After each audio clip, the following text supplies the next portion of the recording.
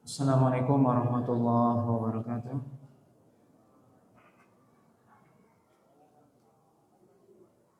Innal hamdalillah nahmaduhu wa nasta'inuhu wa nastaghfiruh wa na'udzu billahi min syururi anfusina wa sayyiati a'malina. May yahdihillahu fala mudilla lahu wa may yudlil fala hadiya lahu. Asyhadu an la ilaha illallah wahdahu la syarika lahu wa asyhadu anna Muhammadan abduhu wa rasuluh alladzi la rasula wa la nabiyya ba'dahu. Ya ayyuhalladzina amanu taqullaha haqqa tuqatih wa la tamutunna illa wa antum muslimun. Amma ba'd. Bapak dan Ibu kaum muslimin dan kaum muslimat yang dirahmati oleh Allah Subhanahu wa taala. Pada malam hari ini kita melanjutkan pembahasan dari kitab Sahih Muslim, yaitu masih dalam kitab Al-Fadail tentang keutamaan. Bab yang ketujuh yaitu bab dzikru qaunihi sallallahu alaihi wasallam khataman nabiyyin. Bab yang menjelaskan tentang bahwasanya Rasulullah sallallahu alaihi wasallam sebagai penutup para nabi. Dalam bab ini disebutkan oleh Imam Muslim hadis dari Abu Hurairah radhiyallahu taala anhu, ani Nabi sallallahu alaihi wasallam qala, mathali wa mathalul anbiya'i kamathali rajulin bana bunyanan fa ahsanahu wa ajmalahu faja'ala an-nasu yutifuna bihi yaqulun ma ra'ayna bunyanan ahsana min hadha illa hadhihi al-labinah fa kuntu ana tilka al-labinah. Nabi sallallahu alaihi wasallam mengatakan, perumpamaan aku dan perumpamaan para nabi adalah seperti seorang laki-laki yang membangun sebuah bangunan, maka dia membaguskannya, membuat dia indah. Kemudian manusia pun berkeliling melihat bangunan tersebut, dan mereka mengatakan, kami belum pernah melihat suatu bangunan yang lebih baik, lebih bagus, lebih indah daripada bangunan ini. Kecuali ada satu bagian, yaitu satu labinah, artinya batu bata yang masih kurang. Maka kata Nabi SAW, aku adalah batu bata tersebut. Dalam riwayat yang lain juga dari Abu Hurairah radhiyallahu taala anhu, Nabi SAW mengatakan, mathali wa mathalul anbiya min qabli kamathali rajulin ibtana buyutan fa ahsanaha wa ajmalaha wa akmalaha illa mawdi'a labinatin min zawiyatin min zawayaha faja'ala an-nasu yatufun wa yu'jibuhum al-bunyan fayaqulun ala wada'taha huna labinah fayatimma bunyanuka faqala Muhammad sallallahu alaihi wasallam fakuntu ana al-labinah. Kata Nabi sallallahu alaihi wasallam, permisalan aku dan permisalan atau perumpamaan para nabi sebelumku adalah seperti seorang laki-laki yang dia membangun rumah-rumah yang bagus, yang indah dan sempurna. Kecuali ada satu bagian batu bata di dari sudut-sudut rumahnya, yang mana manusia berkeliling melihat dan mereka kagum terhadap bangunan tersebut. Mereka mengatakan, tidakkah engkau meletakkan batu bata di sudut ini sehingga sempurna bangunanmu? Maka kemudian Nabi SAW mengatakan, akulah batu bata tersebut.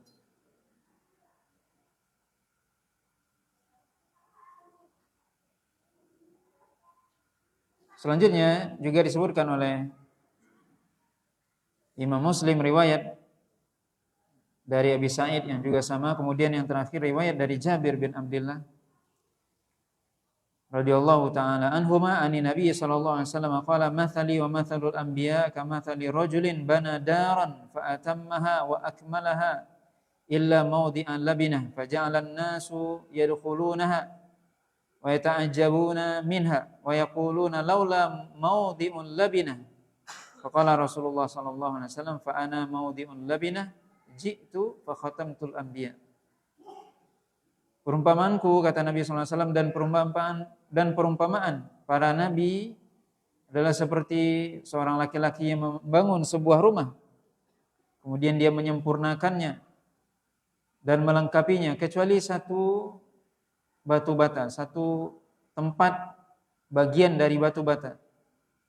Maka kemudian manusia masuk ke dalam rumah tersebut dan mereka kagum dengan rumah tersebut.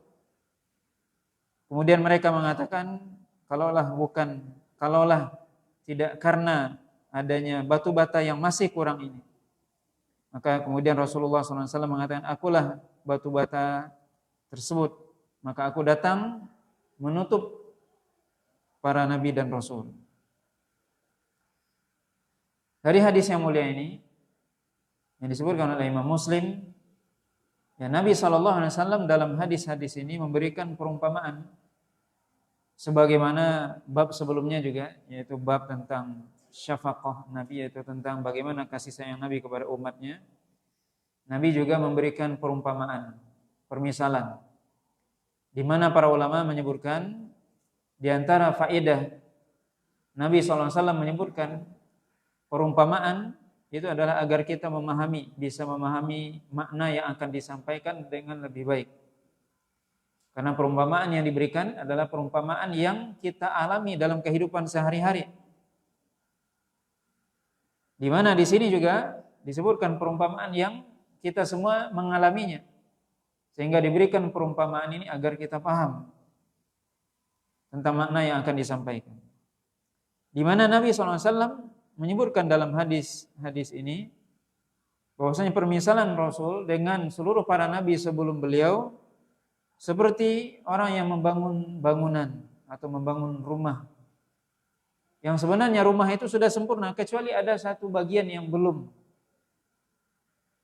Yang manusia semuanya kagum dengan bangunan itu, kecuali satu ini masih kurang. Maka akulah yang disebutkan. Ini menunjukkan bahwasanya para nabi dan rasul ajaran mereka sama. Sejak zaman Nabi Adam sampai Rasulullah SAW, bangunannya sama. Yaitu ajaran dari Rasulullah SAW dan seluruh para nabi dan rasul sebelum beliau itu sama. Yaitu bagaimana mengajak manusia untuk mentauhidkan Allah SWT. Bangunan yang dibangun, dakwah yang didakwahi manusia, yang diajak kepadanya sama. Mengajak manusia untuk beribadah kepada Allah SWT. Tidak ada bedanya. Walaupun dari sisi syariat mungkin ada beberapa furu' dari syariat yang berbeda. Tetapi secara umum, maka para nabi dan rasul, mereka semua sama dakwahnya mengajak manusia untuk beribadah kepada Allah semata. Sejak zaman Nabi Adam sampai Rasulullah SAW. Kemudian juga, faedah dari hadis ini adalah bagaimana Rasulullah SAW adalah nabi penutup. Nabi terakhir yang Nabi mengatakan dengan jelas, ana khatamun nabiyyin, aku adalah penutup para nabi. Dan ini menunjukkan bahwasanya tidak ada nabi setelah beliau. Yang kalau ada yang mengaku menjadi nabi setelah Rasulullah, maka jelas itu adalah dusta. Karena Nabi SAW adalah penutup para nabi dan rasul. Kemudian juga faedah dari hadis ini bagaimana Nabi sebagai penutup dan beliau adalah yang paling bagus, yaitu artinya menyempurnakan ajaran para nabi dan rasul sebelumnya. Maka beliau menutup, mengakhiri risalah yang Allah SWT turunkan ke bumi ini melalui para nabi dan rasul, maka beliau terakhir, maka ditutup dengan diutusnya Nabi SAW. Maka beliau adalah sebaik-baik para nabi dan rasul. Dan juga tentunya kitab yang diturunkan Al-Quran adalah sebaik-baik kitab yang Allah turunkan kepada umat manusia. Dan ini merupakan sebuah keutamaan yang Allah berikan kepada kita, ditakdirkan oleh Allah SWT menjadi umat Nabi SAW. Tentunya menjadi umat Nabi SAW itu adalah sebuah keutamaan, di mana Nabi SAW adalah Nabi terakhir, Nabi yang paling mulia, maka umatnya juga adalah umat yang paling mulia dari seluruh umat. Dan kita ditakdirkan menjadi umat Nabi SAW. Ini adalah sebuah keutamaan yang Allah SWT memilih kita. Yang mana umat-umat terdahulu mereka ingin menjadi umat Rasulullah SAW, karena umat Nabi SAW ibadahnya sedikit, tetapi diberikan pahala yang sangat banyak atau dilipat gandakan. Berbeda dengan umat-umat terdahulu yang umur mereka panjang, yang syariat mereka lebih berat. Tetapi umat Rasulullah SAW itu memiliki keutamaan tersendiri. Umat yang dari sisi syariat itu lebih sedikit daripada umat terdahulu, tetapi lebih sempurna. Tapi dari sisi pahala lebih banyak. Sebagaimana Nabi sendiri sebutkan. Nabi mengatakan bahwasanya perumpamaan aku dan orang-orang sebelumku, yaitu orang Yahudi dan Nasrani, sebagaimana perumpamaan orang yang dia bekerja. Ada orang yang bekerja, kata Nabi, dari pagi sampai zuhur, maka dia diberikan upah seperti biasa, upah UMR ya kalau gitu. Upah standar. Dia bekerja dari pagi sampai zuhur. Itulah orang Yahudi ibaratnya. Lama, berat, upahnya standar. Sedangkan orang Nasrani ibaratnya, kata Nabi, bekerja dari zuhur ke asar. Upahnya juga standar. Pahala yang mereka terima standar. Tapi umatku, kata Nabi, seolah-olah bekerja dari asar menuju maghrib, waktunya lebih singkat, tapi pahalanya 2 kali lipat, upahnya 2 kali lipat. Maka umat-umat terdahulu adalah umat yang ingin sebenarnya menjadi umat Rasulullah SAW. Dan Allah SWT telah menyebutkan, kuntum khaira ummatin ukhrijat linnas. Engkau atau kalian adalah umat terbaik yang pernah lahir di muka bumi ini. Maka umat terbaik adalah umat Rasul SAW. Yang mana walaupun kita umat terakhir, kata Nabi SAW, nahnu al-akhirun as-sabiquna yaumal qiyamah. Al-awwaluna yaumal qiyamah. Kata Nabi, kita adalah umat terakhir. Nahnu al-akhirun. Kita umat terakhir. Al-awwalun atau as-sabiquna yaumal qiyamah. Tetapi nanti di akhirat akan diproses pertama kali. Dan ini salah satu keutamaan menjadi umat Rasulullah SAW. Kemudian bab selanjudnya, yang ini juga menceritakan keutamaan umat Nabi SAW. Bab selanjutnya yang berjudul idza aradallahu rahmata ummatin qabada nabiyyaha qablaha. Idza aradallahu ta'ala rahmata ummatin qabada nabiyyaha qablaha. Apa artinya? Yaitu jika Allah SWT ingin merahmati suatu umat, maka Allah SWT akan mewafatkan nabinya sebelumnya. Allah SWT jika ingin merahmati suatu umat, maka Allah SWT mewafatkan nabinya sebelumnya. Maksudnya sebelum umat itu dihancurkan. Nabinya yang terlebih dahulu wafat, baru umatnya. Di sini disebutkan hadis dari Abi Musa al-Asy'ari radhiyallahu taala anhu, ani Nabi sallallahu alaihi wasallam qala innallaha azza wa jalla idza arada rahmata ummatin min ibadihi qabada nabiyyaha qablaha faja'alahu laha faratan wa salafan baina yadayha wa idza arada halakata ummatin 'adzabaha wa nabiyyuha hayyun fa ahlakaha wa huwa yanzur fa aqarra 'ainaha bihalakatiha hina kadzabuhu wa asaw amrahu. Nabi SAW mengatakan sesungguhnya Allah SWT Azza wa Jalla jika ingin merahmati suatu kaum dari hamba-hambanya, maka Allah SWT akan mewafatkan nabinya sebelumnya, sebelum umat itu wafat atau meninggal.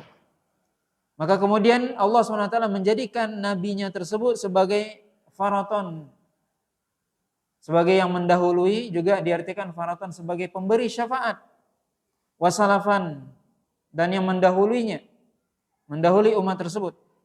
Wa idza arada halakata ummatin, jika Allah SWT ingin kehancuran suatu umat, azzabaha wa nabiyyu hayyun, maka Allah SWT akan menyiksa umat tersebut sedangkan nabinya masih hidup. Fa ahlakaha wa huwa yanzur, maka Allah SWT menghancurkan kaum tersebut sedangkan nabinya melihatnya, melihat kehancuran umatnya.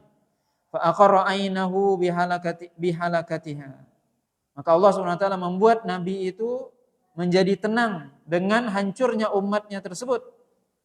Hina kadzabu, ketika umat itu mendustakannya dan bermaksiat terhadap ajarannya atau perintahnya. Maka Nabi SAW dalam hadis yang mulia ini dengan jelas menyebutkan bahwasanya Allah SWT jika ingin memberikan rahmat pada suatu kaum, maka Allah SWT membuat nabinya wafat terlebih dahulu, sehingga nabi tersebut menjadi syafaat, pemberi syafaat nanti kepada umatnya. Tapi sebaliknya, jika Allah SWT ingin menghancurkan suatu kaum, maka Allah SWT menghancurkan kaum tersebut sedangkan nabinya masih hidup. Dan kemudian nabinya melihat kehancuran umatnya. Ini bisa kita lihat contoh bagaimana umat kaum Nabi Nuh, Allah SWT hancurkan, Allah tenggelamkan, yang mereka tidak beriman dan bermaksiat kepada Nabi Nuh. Allah SWT hancurkan mereka.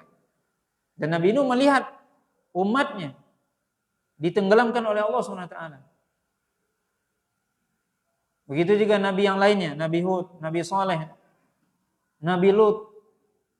Itu bagaimana para Nabi dan Rasul tersebut melihat kaumnya, umat-umatnya dihancurkan.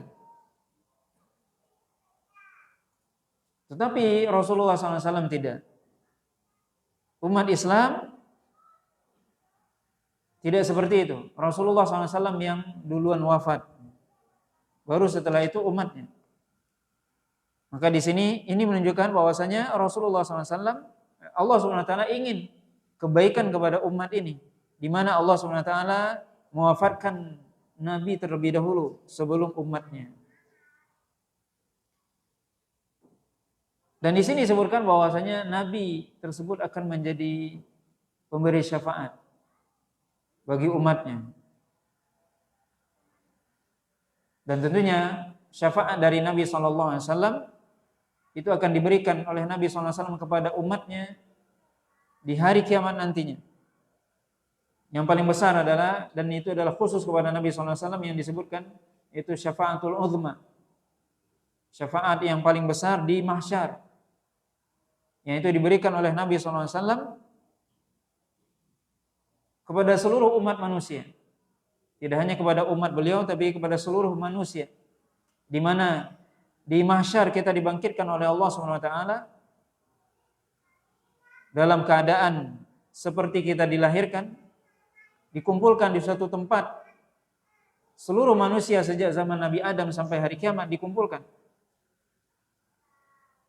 Dan matahari didekatkan, kata Nabi SAW, qadra mil. Mil itu ada dua pendapat para ulama. Mil artinya adalah jarak di dunia ini.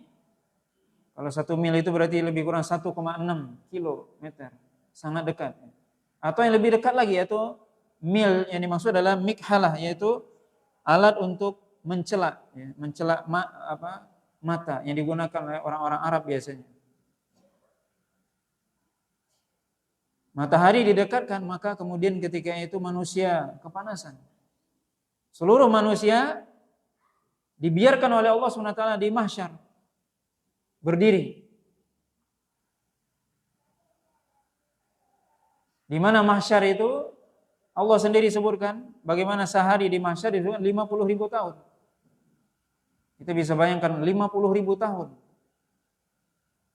Berapa umur kita jika dibandingkan dengan angka tersebut? Berapa kita hidup? 60, 70, 100 tahun. Jika dibandingkan dengan mahsyar 50.000 tahun. Kita tidak bisa bayangkan. Seluruh manusia dalam keadaan susah, sulit. Maka kemudian manusia mendatangi Nabi Adam alaihissalam, meminta syafaat. Meminta syafaat untuk apa? Agar dimulai hisab. Jadi syafaatnya agar mulai hisab. Jadi Allah SWT membangkitkan kita, kemudian Allah biarkan kita di mahsyar. Dibiarkan. Maka para manusia mendatangi Nabi Adam. Meminta kepada Nabi Adam untuk berbicara dengan Allah SWT agar dimulai hisab. Baru dimulai hisab.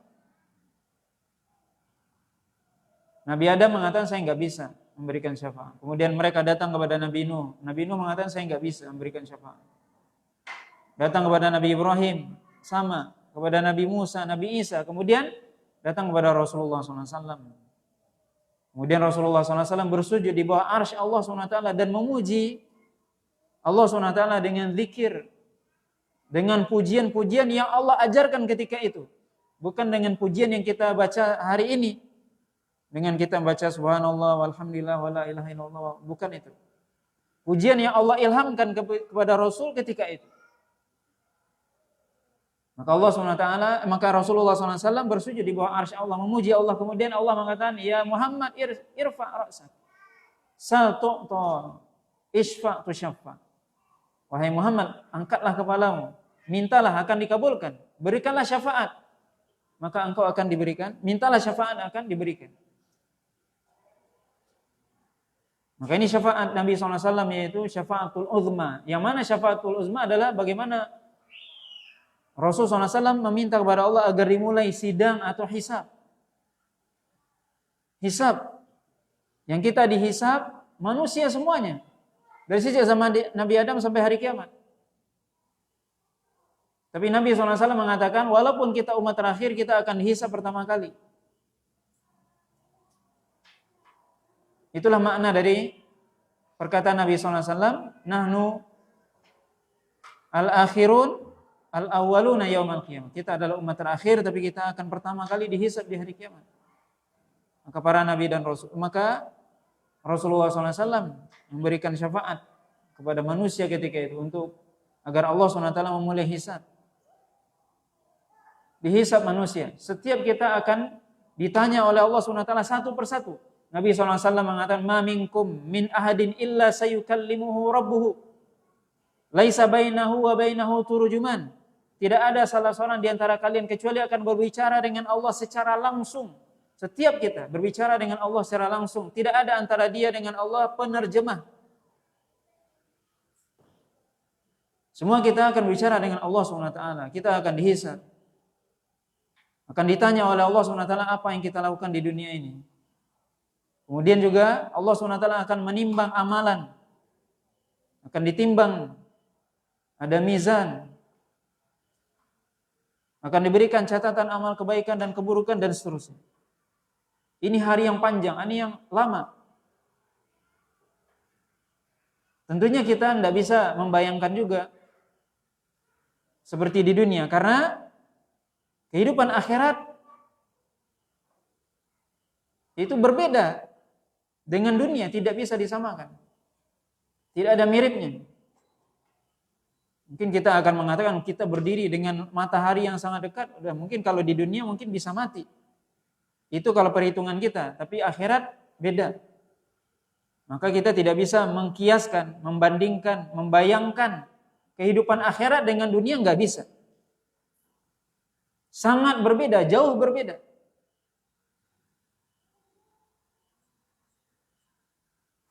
Dan umat manusia itu sangat banyak. kita mengetahui bahwasanya para nabi dan rasul diutus oleh Allah Subhanahu wa taala. Dalam hadis Abi Dzar disebutkan jumlah para nabi dan rasul, walaupun ya sebagian ulama melemahkan hadis ini. Dalam satu riwayat disebutkan jumlahnya 120.000 atau 124.000. Tapi sebagian ulama mengatakan hadisnya lemah. Setiap umat ada rasulnya. Kita bisa bayangkan kalau seandainya jumlah seperti itu, berapa umat manusia. Dan kita umat Rasulullah SAW umat yang paling sedikit dibandingkan umat-umat terdahulu. Makanya Nabi SAW menyuruh kita untuk menikah dengan wanita yang subur. Karena apa? Kata Nabi SAW, fa inni mukatsirun bikumul umama yaumal qiyamah. Karena aku ingin umatku paling banyak nanti di hari kiamat. Karena Nabi tahu dari seluruh banyak umat dari zaman Nabi Adam sampai Nabi Isa banyak para nabi dan rasul. Yang hanya Allah SWT saja yang tahu jumlah mereka. Kita bisa bayangkan bagaimana jumlah nabi dan rasul 120.000, bukan 120 orang, 120.000. Setiap itu ada umatnya. Berapa jumlah manusia? Kita nggak tahu, hanya Allah SWT yang tahu. Dan kita, nabi kita cuma satu. Umat Rasulullah, umat akhir zaman.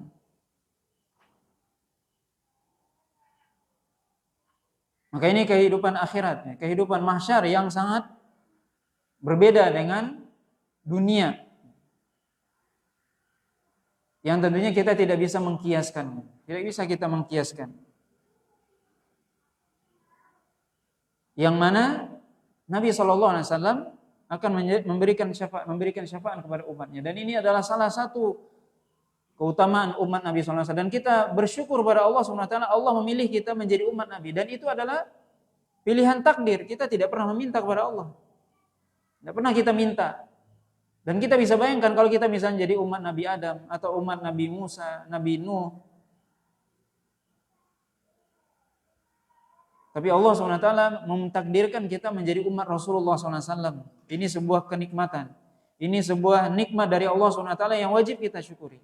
Di mana Rasulullah beliau adalah Nabi terakhir yang beliau banyak memberikan syafaat. Dan Nabi SAW memang meminta kepada Allah SWT agar umatnya yang paling banyak masuk surga.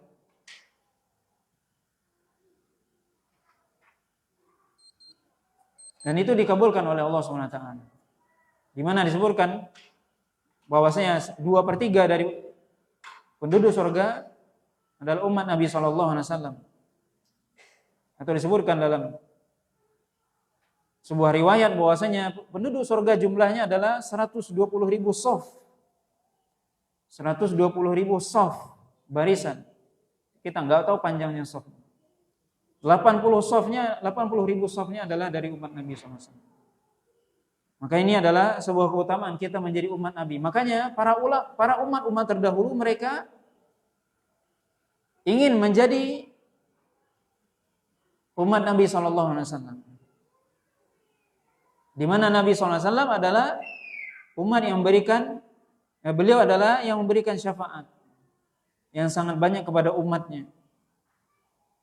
Di antaranya tadi syafaatul uzma, itu syafaat kepada seluruh manusia. Kemudian syafaat, bagaimana Nabi SAW memberikan syafaat kepada umatnya yang tadinya divonis neraka, maka ada yang mendapatkan syafaat Nabi kemudian tidak masuk neraka. Ada sebagian yang mereka mendapatkan syafaat dari Nabi SAW dinaikkan derajatnya di surga dan seterusnya.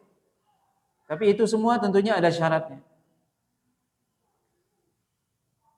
Maka setelah bab ini masih sebenarnya berkaitan dengan bagaimana syafaat Nabi. Di sini disebutkan bab setelah ini. Bab itsbatu haudi nabiyina sallallahu alaihi wasallam wa sifatihi. Itu bab tentang haud, yaitu telaga Nabi sallallahu alaihi wasallam dan sifat-sifatnya. Ini juga adalah salah satu syafaat dari Nabi sallallahu alaihi wasallam. Bahwasanya Nabi sallallahu alaihi wasallam menjanjikan kepada umatnya mendapatkan minuman dari telaga beliau. dalam bab ini disebutkan oleh Imam Muslim banyak riwayat tentang haud atau telaga Nabi SAW, yang mana di sini disebutkan oleh Imam Muslim. Bab ini cukup panjang, lebih kurang 30 hadis disebutkan oleh Imam Muslim, atau lebih dari 30 hadis disebutkan oleh Imam Muslim tentang sifat telaga Nabi SAW, yang mana para ulama menjelaskan bahwasanya haud atau telaga Nabi itu hadisnya adalah mutawatir, hadis yang sangat banyak. Termasuk juga hadis yang mutawatir adalah tentang syafaat Nabi, hadis tentang syafaat, dan juga hadis tentang telaga Nabi. Yang sebagian orang-orang Mu'tazilah atau orang-orang yang mendahulukan akal mereka nggak percaya dengan syafaat. Termasuk mereka orang-orang Mu'tazilah sangat anti terhadap syafaat. Menurut logika mereka, nggak mungkin orang yang sudah divonis neraka kemudian batal masuk neraka, atau orang yang sudah masuk neraka kemudian dikeluarkan. Itu menurut mereka nggak mungkin. Padahal hadis-hadis syafaat, hadis yang mutawatir, hadis yang sangat banyak. Termasuk juga haud, telaga Nabi SAW, itu dibantah oleh orang-orang yang mendahulukan akal mereka. Padahal di sini dalam Sahih Muslim disebutkan lebih kurang 32 hadis tentang syafaat, tentang telaga Nabi SAW. Di sini kita lihat hadis yang pertama, hadis dari Jundub, sahabat Nabi SAW, Jundub radhiyallahu ta'ala anhu. Beliau mengatakan, sami'tu Nabiy sallallahu alaihi wasallam yaqul ana faratukum 'alal haud. Jundub mengatakan, saya mendengar Nabi sallallahu alaihi wasallam berkata, aku akan menunggu kalian di telaga. Subhanallah, Nabi sallallahu alaihi wasallam mengatakan, aku menunggu kalian di telaga. Kemudian hadis selanjutnya dari Sahal radhiyallahu ta'ala anhu, yaqulu sami'tu Nabiy sallallahu alaihi wasallam yaqul ana faratukum 'alal haud. Man warada syariba wa man syariba lam yadma abada. Wala yaridanna alayya aqwamun a'rifuhum wa ya'rifuni thumma yuhalu baini wa bainahum.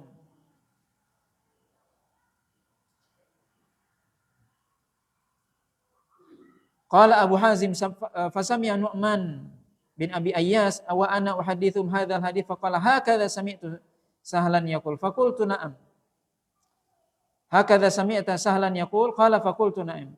Na'am. Qala wa ana ashhadu ala Abi Sa'id Al-Khudri la sami'tuhu Yazid fayaqul an innahum minni fayuqalu innaka la tadri ma amilu ba'dak fa aqulu suhqan liman baddala ba'di. Nabi SAW mengatakan, aku menunggu kalian di telaga. Siapa yang mendatangi telaga tersebut, siapa yang bisa sampai di telaga, dia pasti akan minum dari telaga tersebut. Dan siapa yang minum dari telaga tersebut, maka dia tidak akan haus selamanya. Dan akan datang nantinya kepadaku kaum yang aku mengenal mereka dan mereka mengenal aku. Kemudian terhalangi antara aku dengan mereka. Kemudian disebutkan dari perkataan perawi hadis bahwasanya di antara mereka mengatakan, sesungguhnya mereka dariku. Kata Nabi, mereka itu adalah umatku. Kenapa terhalang? Kemudian dikatakan kepada Nabi SAW, sesungguhnya engkau tidak tahu apa yang mereka lakukan setelah engkau. Maka Nabi mengatakan, suhqan, menjauhlah bagi orang yang telah merubah-rubah ajaranku, kata Nabi SAW. Merubah-rubah setelahku. Itu telah merubah ajaranku atau agamaku. Di sini hadis ini menunjukkan, ini hadis dari Abi Sa'id Al-Khudri radhiyallahu ta'ala anhu. Sahabat Jundub, kemudian Sahal, kemudian Abi Sa'id Al-Khudri, di mana Nabi SAW tadi mengatakan, aku menunggu kalian di telaga. Dan siapa yang mendatangi telaga, artinya bisa sampai ke telaga, maka dia pasti akan minum darinya. Dan siapa yang minum darinya, dia tidak akan haus selamanya. Kata Nabi SAW, ada orang yang berusaha mendekat ke telaga, tapi dia terhalangi. Yang aku mengenal dia dan dia mengenalku. Maka Nabi bertanya kepada malaikat yang menghalangi orang-orang tersebut. Nabi mengatakan dia adalah umatku. Maka dikatakan kepada Nabi SAW, sesungguhnya engkau tidak tahu apa yang mereka lakukan setelah engkau.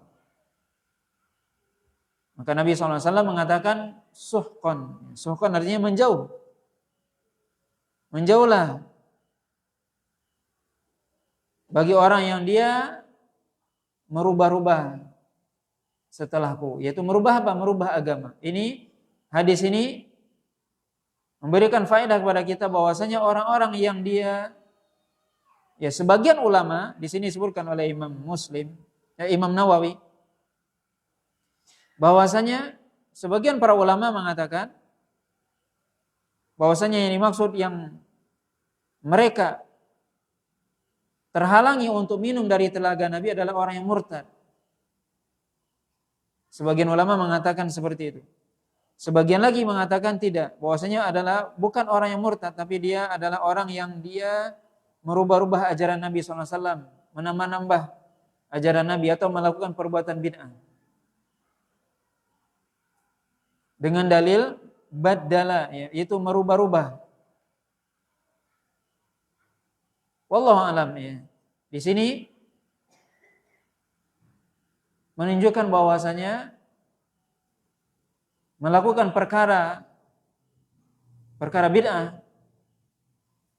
yaitu merubah ajaran Nabi SAW, menambah-nambah atau mengurangi, ya, di mana tentunya bid'ah itu kata para ulama secara umum, secara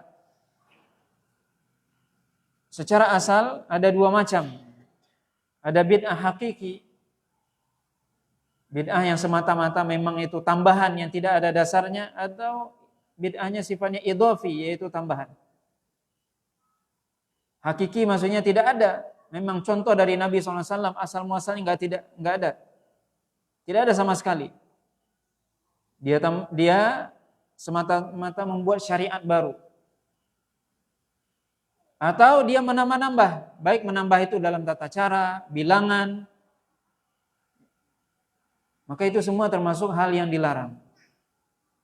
Dan hadis ini memberikan sebuah peringatan kepada orang-orang yang melakukan perbuatan bid'ah. Perkara-perkara yang menambah dari ajaran Islam, di mana Islam sudah sempurna. Allah SWT katakan, al-yawma akmaltu lakum dinakum wa atmamtu alaikum ni'mati wa raditu lakumul Islam dinan. Pada hari ini kata Allah, sudah aku sempurnakan agama. Sudah sempurna agama ini, tidak perlu ditambah. Nabi SAW mengatakan, man ahdatsa fi amrina hadza ma laisa minhu fa huwa raddun. Siapa yang membuat ahdatsa, artinya membuat sesuatu yang baru dari urusan kami, yaitu agama ini, maka perkara tersebut tertolak. Yang lebih umum lagi riwayat Imam Muslim, Nabi mengatakan man amila amalan laisa alaihi amruna fa huwa raddun. Siapa yang melakukan suatu amalan yang amalan itu tidak ada tuntunannya dari kami, bukan bagian dari urusan kami, kata Nabi, dari urusan agama ini, maka amalannya ditolak. Maka hadis ini memberikan peringatan kepada kita untuk kita senantiasa ittiba, yaitu mengikuti apa yang sudah ditinggalkan oleh Nabi. Ajaran Islam sudah sempurna, mari kita ikuti. Tidak perlu ditambah, tidak perlu dikurang. Kalau kita melakukan tambahan atau pengurangan, kita salah satunya diancam tidak mendapatkan syafaat Nabi, di mana tidak minum dari telaga Nabi SAW. Yang keutamaannya tadi salah satunya Nabi mengatakan, siapa yang minum dari telagaku maka dia tidak akan haus selamanya. Kemudian juga faedah dari hadis ini, bahwasanya Nabi SAW mengenal umat-umatnya setelahnya.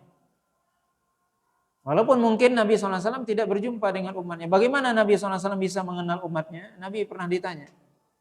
Maka Nabi SAW mengatakan bahwasanya umatku itu akan bercahaya. Yang bercahaya apa? Anggota tubuh yang dia basuh ketika berwudu. Di mana Nabi mengatakan, ya'ti ummati yaumal qiyamah ghurran muhajjalin min atharil wudu. Bahwasanya umatku nanti akan datang di hari kiamat ghurrah muhajjalin yaumal qiyamah. Itu ghurrah itu cahaya yang ada di kepala. Ibaratnya kata para ulama, ghurrah itu adalah kuda yang di kepalanya ada warna putihnya. Maka yang dibasuh, anggota tubuh yang kita basuh ketika wudu itu akan bercahaya di hari kiamat, dan dengan itulah Nabi mengenal kita.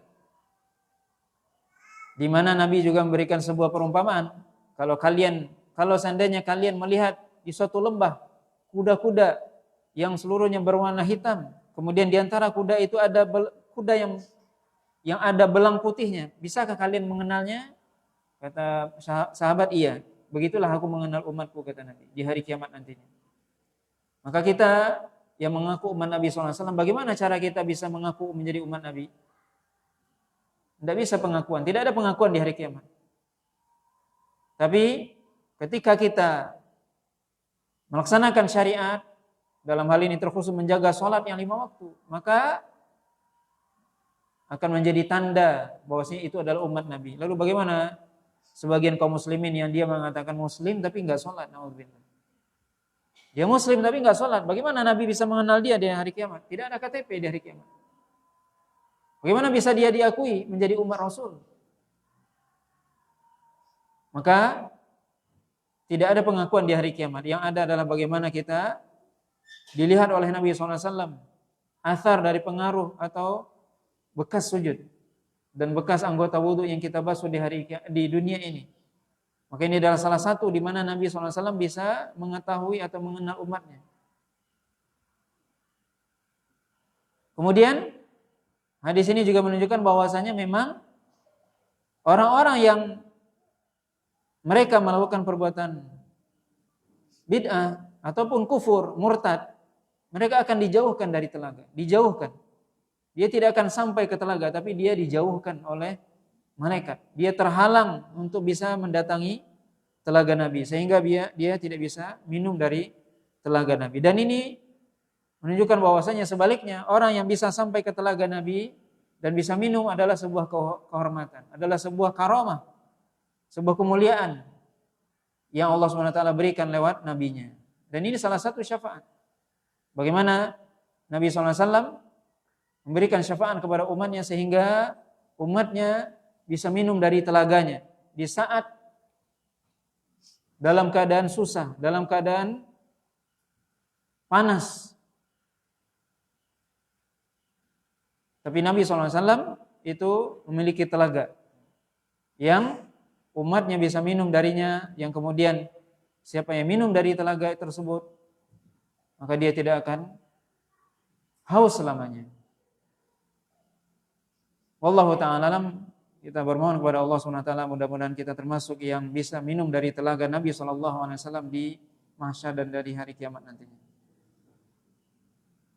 Kita cukupkan dulu pembahasan ini dan kita lanjutkan nanti insyaAllah. Hadis-hadisnya masih banyak yang masih berkaitan dengan telaga Nabi SAW. Wallahu ta'ala alam wa sallallahu ala nabiyina Muhammadin wa ala alihi wa sahbihi wa sallam. Subhanallahi wa bihamdika asyhadu an la ilaha illa anta astaghfiruka wa atubu ilaik. Assalamualaikum warahmatullahi wabarakatuh.